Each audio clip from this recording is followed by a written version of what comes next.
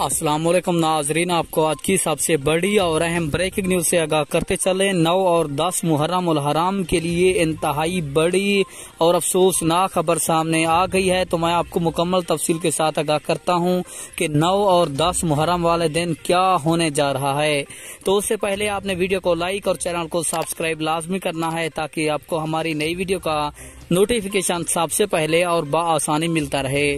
तो आपका कीमती वक्त जाया किए बगैर बढ़ते हैं वीडियो की जानिब। आपको बताते चले, महकमा मौसमियात ने खतरनाक तरीन हाई अलर्ट जारी कर दिया है, जिसके मुताबिक मुल्क भर में 9 और 10 मुहर्रम उल हराम को शदीद और खतरनाक तरीन बारिशी सिलसिला दाखिल हो रहा है, जो कि मुल्क पाकिस्तान में बारिशों का सबब बन सकता है। दूसरी जानिब मोबाइल फोन भी 9 और 10 मुहर्रम उल हराम को बंद रखे जाएंगे, जबकि आपको बताते चले डबल सवारी पर भी आज से पाबंदी आयद कर दी गई है।